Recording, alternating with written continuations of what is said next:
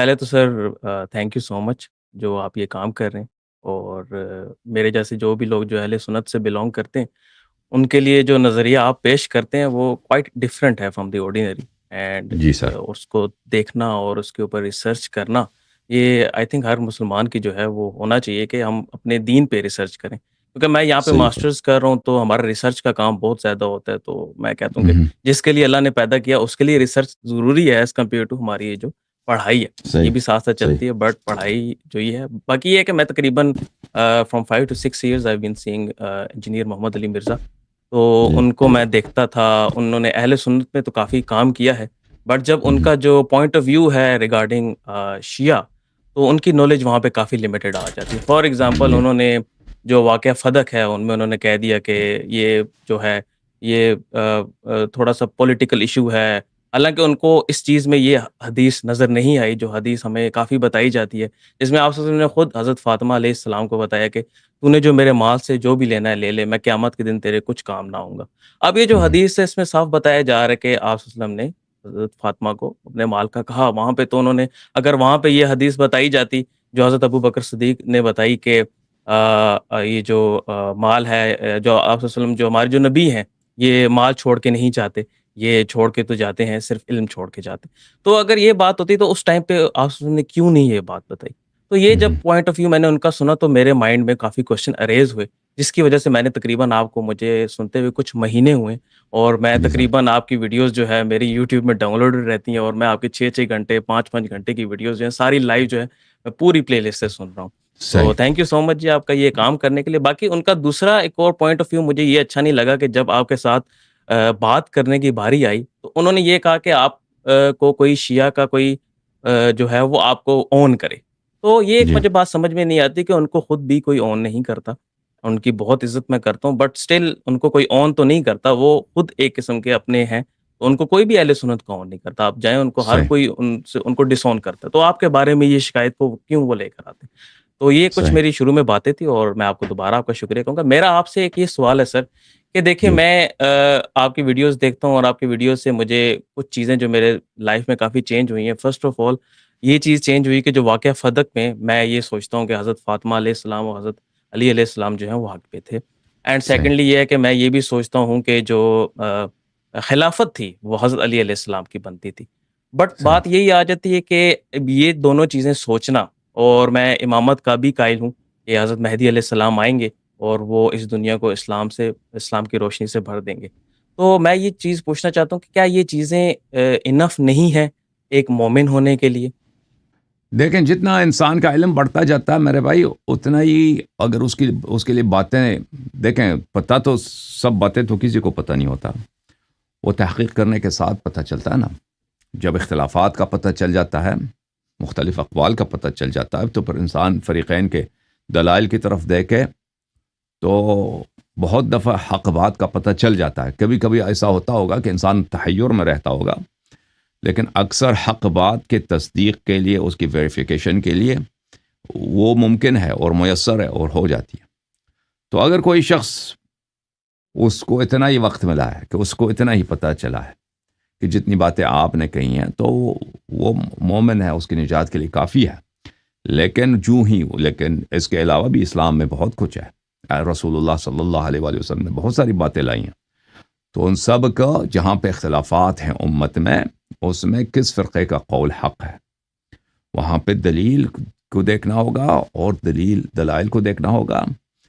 اور پھر جب ایک فرقہ آپ نے جب خود کہہ دیا کہ فدق میں یہ لوگ غلطی پر ہیں یا انہوں نے ناجائز قبضہ کیا ہے ایک پراپرٹی پر، تو ایسے لوگ، اور ان کی امامت بھی آپ نے خود کہہ دیا کہ امامت کسی اور کا حق بنتا ہے، ان دونوں کا حق نہیں تھا، خلفاء کا حق نہیں بنتا. تو جس مذہب کا سرے سے اساسی باطل ہے، یعنی اساسی سے ان کے ائمہ کی امامت باطل ہے، ان کے خلفاء کی خلافت باطل ہے، اور انہوں نے اپنی خلافت کا ابتدا ہی ظلم آل رسول صلی اللہ علیہ وسلم کے ساتھ کیا ہے.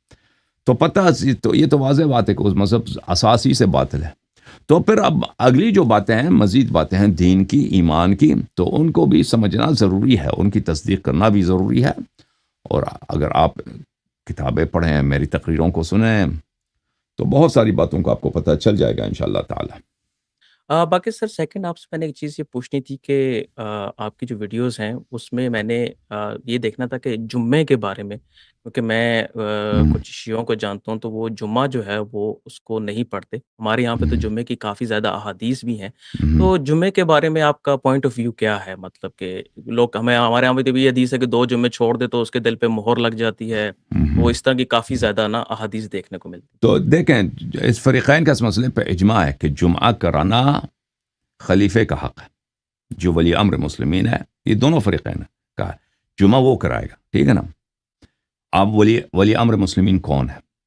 ولی امر مسلمین شیعہ پوائنٹ آف ویو یہ ہے، شیعہ عقیدہ یہ ہے کہ وہ اللہ اور رسول صلی اللہ علیہ وآلہ وسلم کے بعد ائمہ اطہار علیہم السلام ہے، ٹھیک ہے نا؟ یہ تو فریقین کا، اس مسئلے میں تو اجماع ہے دونوں فریقین کا کہ نماز جمعہ کرانے کا حق کس کو ہے؟ نماز جمعہ عام نماز کی طرح نہیں ہے، عام نماز آپ کسی کو بھی کہتے ہیں کہ پڑھا دو بھائی، ٹھیک ہے نا؟ کوئی بھی آدمی، اس میں امامت کی شرائط ہیں، کوئی پڑوسی ہے، کوئی محلے کا بڑا آدمی ہے، چھوٹا آدمی ہے جو نماز پڑھا سکتا ہے، اس کے پیچھے آپ نماز پڑھ سکتے ہیں، ٹھیک ہے نا؟ یہ ضروری نہیں ہے کہ آپ ولی امر سے اجازت لے لیں، ولی امر کا نمائندہ ہو یا ولی امر خود پڑھا دے۔ نماز جمعہ اس طرح نہیں ہے، نماز عید اس طرح نہیں ہے۔ شیعہ بھی کہتے ہیں، مخالفین دونوں کہتے ہیں کہ یہ خلیفہ کا حق ہے، یہ ولی امر کا حق ہے۔ اب ولی امر کون ہے؟ ولی امر ہم کہتے ہیں کہ وہ اللہ اور رسول صلی اللہ علیہ وآلہ وسلم کی جانب سے منسوب ہے۔ ہمارے جو مسلمان بھائی ہیں وہ کہتے ہیں کہ کوئی بھی بن سکتا ہے، مختلف طریقوں سے بن سکتا ہے، وہ بیعت کے ذریعے بن سکتا ہے، توریث کے ذریعے بن سکتا ہے، یعنی کوئی اس کو اپنا وارث بنا دے، پچھلا والا خلیفہ اس کو وارث بنا دے، یا کوئی زبردستی تلوار کے ساتھ آ کے غلبہ کر دے اور مخالفین کو قتل کر دے، وہ امام بن جائے، تو یہ اس کا حق بنتا ہے۔ یہ ہمارا عقیدہ نہیں ہے۔ اب کیا دیکھیں، تو پھر یہ ولی امر کا جو اساسی شرط ہے، یہ فریقین کے پاس ہے۔ شیعوں کے نزدیک ائمہ طاہرین علیہم الصلوۃ والسلام سے ایسی بات نہیں ملتی، ٹھیک ہے نا، کہ ائمہ اطہار علیہم الصلوۃ والسلام نے یہ امامت کا حق علماء کو دیو، نماز جمعہ کے امامت کا حق، یعنی کسی کو اس منصب پہ نصب کیا ہو یا عام شیعوں کو نصب کیا ہو، بلکہ یہ امام کا حق ہے اور امام ہی نماز پڑھائیں گے۔ تو اس لیے قدیم ایام سے ہی شیعہ نماز جمعہ نہیں پڑھتے تھے، یعنی آج سے نہیں، صدیوں سے۔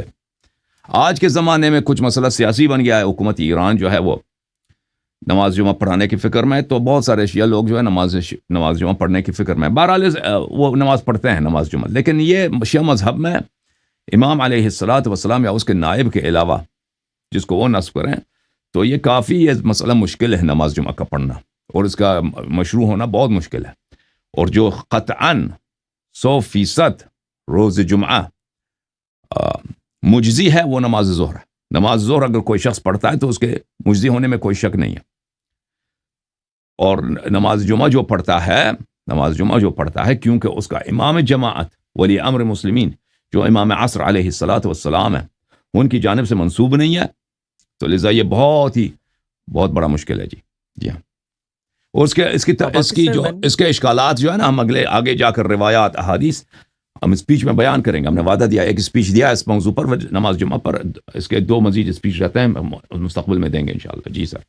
باقی سر میں نے آپ کی ویڈیو سے یہ دیکھا کہ آپ غیر خدا سے مدد کو قبول سمجھتے ہیں، مطلب کہ آپ اس کو غلط نہیں سمجھتے۔ میں نے بس آپ سے یہ پوچھنا تھا کہ یہ جو غیر خدا سے مدد مانگنا ہے، اس میں صرف انبیاء اور انبیاء اور اہل بیت ہی صرف انکلوڈیڈ ہیں، یا اس کے علاوہ اب جس طرح ہمارے اہل سنت میں اب غوث پاک اور ان چیزوں کے لحاظ سے بہت زیادہ جو ہیں وہ ایمبیگوٹیز بھی ہیں، اور بہت زیادہ جو ہے کہانیاں مشہور ہیں، جس کی وجہ سے بہت زیادہ جو ہے وہ بہت زیادہ پرابلم ہوتی ہے۔ تو اس لحاظ سے مجھے تو یہی لگتا ہے کہ آپ کا پوائنٹ آف ویو یہی ہے کہ آپ صرف اہل بیت اور انبیاء کے علاوہ آپ اس کو جائز نہیں سمجھتے، کیا یہ ٹھیک ہے؟ دیکھیں، اگر آپ کے لیے ثابت ہو جائے، ٹھیک ہے نا، کہ کوئی شخص آپ کا ہیلپ کر سکتا ہے، تو آپ اس سے مدد مانگ سکتے، چاہے وہ کافر ہی کیوں نہ ہو، ٹھیک ہے، کافر ہی کیوں، اس سے کوئی منع نہیں ہے۔ لیکن دیکھیں، کیا یہ لوگ مدد کر سکتے ہیں؟ نہیں کر سکتے۔ یہ صوفی حضرات، یہ آپ کا کوئی مدد نہیں کر سکتے، صوفی لوگ جو ہیں۔ اور پھر بدعتیوں کی جو تعظیم ہے، تکریم ہے، ان سے مدد مانگنا، ان کی تکریم ہوتی ہے، ان کی تعظیم ہوتی ہے، ان کا احترام ہوتا ہے، تو یہ بذات خود بہت شدت سے حرام ہے کہ اہل بدعت کی آپ تعظیم تکریم نہیں کر سکتے۔ اہل بدعت کو اس کا احترام کرنا شدت سے حرام ہے۔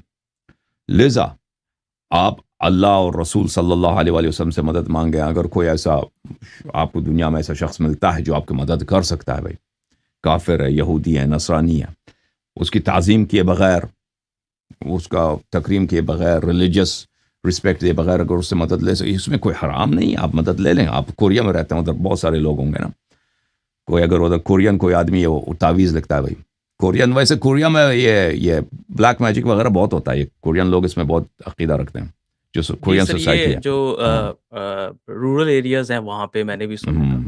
ہوتا ہے یہ تو چیز. بلیک میجک تو حرام ہے، لیکن اگر کوئی ایسی چیز وہ دے سکتا ہے آپ کو، آپ اسے لے سکتے ہیں. کوئی مردہ ہو، دیکھیں کوئی مردہ اگر غیر مسلم ہے، غیر مومن ہے، وہ مدد کر سکتا ہے، یہ ہمارے لیے ثابت ہے، کیونکہ وہ عذاب میں ہوتا ہے نا، وہ کیا مدد کر سکیں گے آپ کی، وہ عذاب میں ہیں، اس لیے ان سے مدد نہیں لے سکتے. لیکن اگر کوئی ایسا شخص ہے، مثلا وہ فرض کریں وہ ارواح کا احضار کر سکتا ہے، ٹھیک ہے نا، میں مردوں کے ارواح کو، یہ ایسے عملیات ہوتے ہیں جن کی وجہ سے آپ مردوں سے کانٹیکٹ کر سکتے ہیں، ان کو احضار کر سکتے ہیں. اگر آپ نے حاضر کر دی کسی مردے کی روح کو اور وہ مردہ کافر ہے، اگر آپ نے اس سے سوال کیا، کچھ اس جواب دے رہا ہے، یہ ایک طرح سے اس سے مدد لینا ہوتا ہے نا، یہ بذات خود حرام نہیں ہے، یعنی یہ بذات خود حرام نہیں ہے. لیکن بات یہ ہے کہ کافر اور فاسق اور فاجر لوگوں کے مردے، صوفیوں کے مردے جو ہوتے ہیں، یہ آپ کو مدد نہیں دے سکتے. اور ریلیجن میں، اسلام میں بھی اس کی کوئی وہ نہیں ہے کہ آپ ان سے مدد لے لیں، ٹھیک ہے نا. ائمہ اطہار علیہ السلام سے شہادت کے بعد، رسول اللہ صلی اللہ علیہ وسلم سے شہادت کے بعد، ملائکہ سے مدد لینا یہ احادیث میں موجود ہے کہ آپ ان سے مدد لے سکتے ہیں، ٹھیک ہے.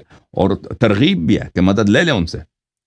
لیکن کافروں کی تو ممانعت تو نہیں کہ آپ کافر سے مدد لے لیں، لیکن یہ احادیث، روایات، آیات قرآن میں بہت ہے کہ یہ جو ہیں یہ عذاب میں ہیں اور یہ اللہ کے بارگاہ سے مردود ہیں.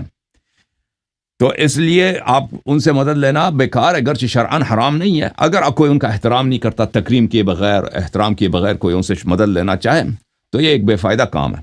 شرعی لحاظ سے اس کے ہمیں کوئی نہیں ملا کہ اس سے کوئی منع ہے،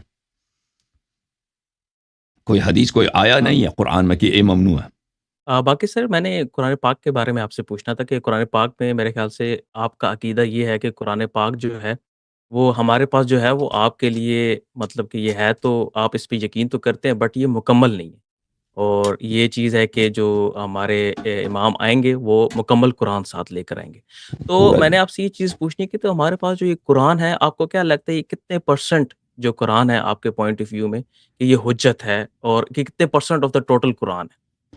قرآن تو سارا کا سارا حجت ہے، ٹھیک ہے نا. قرآن کے ایک آیت بھی حجت ہے، آیا نصف آیا، آدھا آیا، اگر کسی موضوع پہ اس کی دلالت کامل ہے وہ بھی حجت ہے. قرآن تو پورا اللہ کا کلام ہے، پروف ہے، ٹھیک ہے نا. حدیث بھی اسی طرح ہے، حدیث بھی اگر صحیح ہے، اس کا پورا حدیث ہے، آدھا حدیث ہے، وہ بھی حجت ہے، وہ بھی اس پہ عمل کرنا، اس کو قبول کرنا بھی ضروری ہے. لیکن یہ دیکھیں، یہ میں نے بار بار کہہ دیا کہ امت کے علماء چاہے شیعہ ہوں چاہے غیر شیعہ ہوں، دونوں یہی نعرے لگاتے ہیں کہ قرآن کامل ہے، قرآن کامل ہے. دلیل ایک کے پاس نہیں ہے. جب دلیل مانگتا ہے نا کہ where is the proof، یعنی کوئی ایسی پروف ہو نا کہ اس میں سے کمی نہیں ہوئی ہے، اس میں اضافہ نہیں ہوا ہے، یہ پروف کہاں ہے؟ پروف کچھ کسی کے پاس نہیں ہے. اچھا، کم ہونے کے پروف بہت زیادہ ہیں، دلائل بہت زیادہ ہیں فریقین کے کتب میں. اور جس طریقے سے قرآن جمع ہوا ہے، جن لوگوں نے جمع کیا ہے، طریق جمع قرآن، طریق تالیف قرآن، اور جن لوگوں نے جمع کیا وہ سب اس بات کی شہادت دیتے ہیں کہ یہ کوئی علمی طریقے سے جمع نہیں ہوا، کہ امانت داری سے جمع ہوا ہو.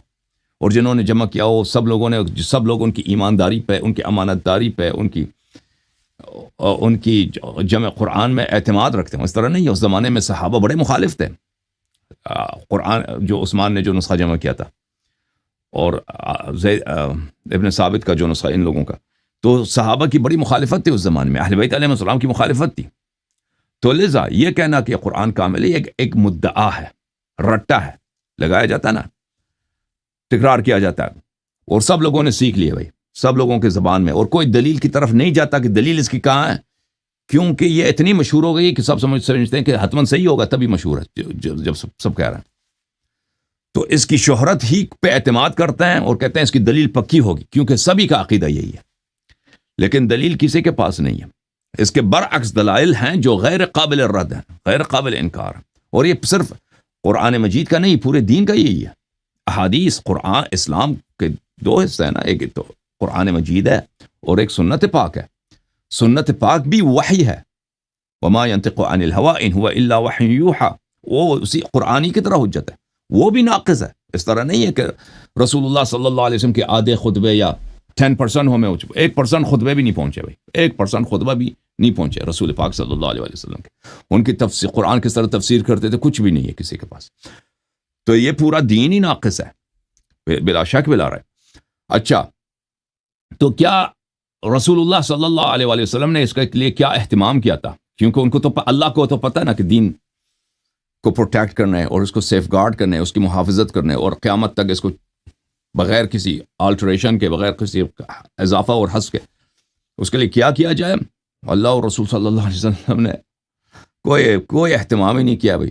ان کو پتہ ہے کہ پہلے بھی دینوں کے ساتھ یہی ہوا، تورات، انجیل اور باقی انبیاء کی سنتوں کو چینج کیا، ان کے کتابوں کو چینج کیا گیا، اور نبی صلی اللہ علیہ وسلم بھی اپنے امت کو بتاتے رہے کہ تم انہی کے نقش قدم پہ چلو گے، اور پھر انہوں نے خود کچھ نہیں کیا کہ میں اپنی دین کی حفاظت کے لیے کیا کروں. تو یہ نقطۂ نظر یہ ہے کہ انہوں نے دین کے لیے جو بہت ہی مضبوط طریقہ ہے، سنت بھی محفوظ رہے اور قرآن بھی محفوظ رہے، کہ انہی جیسا معصوم ہمیشہ اس دنیا میں ہو، انہی کا وارث موجود ہو جو اللہ کی جانب سے نبی صلی اللہ علیہ وسلم کی طرف وارث ہے، معصوم ہے اور حامل ہے کتاب اور حامل ہے سنت اور سب تمام معارف اور علوم کا حامل ہے.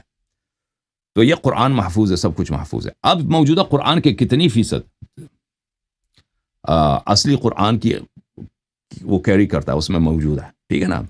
تو اگر آپ بخاری مسلم میں چلے جائیں، عبداللہ بن مسعود نہیں، ابی بن کعب، عمر بن الخطاب اور عبداللہ بن عباس، ان لوگوں کے اقوال دیکھیں تو 90% قرآن کا چلا گیا ضائع، 90%. لیکن یہ ہم اس بات کو نہیں مانتے، یہ غلط بات ہے، یہ درست نہیں. اس کے دلائل بہت زیادہ ہیں، کتنا زیادہ ساقط نہیں ہے، اس سے کم تر ساقط ہے، لیکن کتنا ہے ہمیں دقیق نہیں معلوم. آدھا ہے، آدھا سے زیادہ ہے، آدھا سے کم ہے، اللہ جانتا ہے، ٹھیک ہے نا، ہمیں نہیں معلوم. اور قرآن کی ترتیب تو بالکل انہوں نے چینج کر دی ہے صحابہ کرام نے، وہ بھی ثابت ہے. جی سر. ہاں سر، یہ جو ہم نے 90% کا کہا، یہ سن کے تو یقین کریں دل بالکل پریشان ہو جاتا ہے، کیونکہ یہ جی چیز بالکل جو کہتے ہیں نا، ہمیں جو چھوٹے ہوتے سے بتایا جا رہا ہے بالکل اس کے برعکس ہے. تو باقی دیکھیں، جو ایک اور میں نے آپ سے چیز پوچھی تو حضرت عبداللہ بن عمر ہیں، تو ان جی کا ایک روایت آتی ہے ہمارے کتابوں میں کہ آخر میں وہ جب مرنے سے پہلے انہوں نے کہا تھا کہ میں نے بہت زیادہ نمازیں پڑھی، میں نے سب کچھ کیا، پر مجھے ایک چیز کا شکوہ ہے، وہ یہی ہے کہ میں نے دوسری جماعت کا ساتھ کیوں نہیں دیا. ان کا جو ورڈ تھا وہ جماعت کا ورڈ میرے ذہن سے نکل گیا، تو انہوں نے کہا کہ اس کا انہوں نے ساتھ کیوں نہیں دیا. میں نے آپ سے یہ پوچھنا تھا کہ کیونکہ جتنے بھی سنی علماء ہیں انکلوڈنگ انجینئر صاحب، وہ یہی بات کرتے ہیں کہ اس میں وہ مراد یہ لے رہے ہیں کہ حضرت علی کی جماعت سے ہم نے کیوں نہیں، مطلب کہ ان کے اوپوننٹ سے کیوں نہیں ہم لڑے. بٹ میں نے آپ کی ایک چھوٹا سا کلپ سنا تھا، کیونکہ آپ کا ان کے حضرت عبداللہ بن عمر کے بارے میں اتنا میں نے ویڈیوز میں دیکھا نہیں. ایک چھوٹا سا کلپ تھا، اس میں آپ نے یہ بتایا تھا کہ وہ یہ کہہ رہے تھے کہ ہم یہ جو معاویہ ان سب کے ساتھ مل کے حضرت علی کے خلاف جنگ کیوں نہیں کی. تو میں اس پہ بہت حیران ہوا. میں نے اپنی دیکھا حدیث وغیرہ میں بھی حضرت علی کا نام تو نہیں تھا، کہ وہ باغی جماعت کا ورڈ تھا. سوری، مجھے اب یاد ہے، باغی دیکھیں جماعت کے خلاف وہ چاہ رہے تھے کہ میں قتال کروں. عبداللہ ابن عمر بن خطاب کا بیٹا ہے، ان کی ہمدردی معاویہ کے ساتھ تھی، اور ان کی ہمدردی جو ہے یزید کے ساتھ تھی. اس نے فوراً جا کے یزید کے ساتھ بیعت کیا تھا، جب یزید، بلکہ معاویہ کے حیات میں اس نے یزید کے ساتھ بیعت کیا تھا، اور یزید کا بڑا سپورٹر تھا، اور اس نے امیر المومنین علی علیہ الصلوۃ والسلام کی کبھی بیعت ہی نہیں کی. یہ کہنا کہ مجھے افسوس یہ ہے کہ میں نے ان کے خلاف لڑا کیوں نہیں ہے، مجھے نہیں لگتا یہ اس کے صحیح جملے ہوں. یہ اس کے لیے گڑا گیا ہے بعد میں. یہ اس کے تھاٹس ہے، اس نے جس مسیر پہ وہ گیا ہے، جس انداز سے وہ اس نے زندگی کی ہے، اس کے ساتھ ملتی ہی نہیں ہے. وہ کبھی امیر المؤمنین علیہ الصلوۃ والسلام اور اہل بیت علیہ الصلوۃ والسلام کے کیمپ میں کبھی تھا ہی نہیں. سیاسی لحاظ سے وہ مخالف تھا، اور اس کے والد جب قتل ہوئے تھے تو اس کے بھائی نے مدینے میں کئی بے گناہ لوگوں کو قتل کیا تھا. ابو عمر کے بیٹے نے، وہ عبداللہ ابن عمر کے چھوٹے بھائی نے، اور اس نے ہرمزان جو ایک مسلمان تھا اور بے گناہ تھا، صرف اس لیے کہ وہ فارسی ہے، صرف اس لیے کہ وہ ایرانی ہے، اور ابو لؤلؤہ جو ہے وہ بھی فارسی ہے، ایرانی ہے، اس کو اس لیے قتل کیا تھا، اور ابو لؤلؤہ کے بیٹی کو قتل کیا تھا، 10 سالہ بیٹی کو اس نے قتل کیا تھا، ٹھیک ہے نا۔ تو امیر المؤمنین علیہ السلام نے عثمان سے مطالبہ کیا تھا کہ اس کے والد قتل ہو، جو یہ قتل ہوا، یہ تلوار نکال کے نا مدینے کے گلیوں میں جا کے جہاں بھی ایرانی ملا اس کو اس نے قتل کیا، بیچارے گناہ، وہ بے گناہ غلام تھے، خادم تھے، یا اس کی ابو لؤلؤہ کی بیٹی ہے، تو فرمایا کہ اس کو قصاص کریں، اس کا سر کاٹ دیں، یہ قاتل ہے۔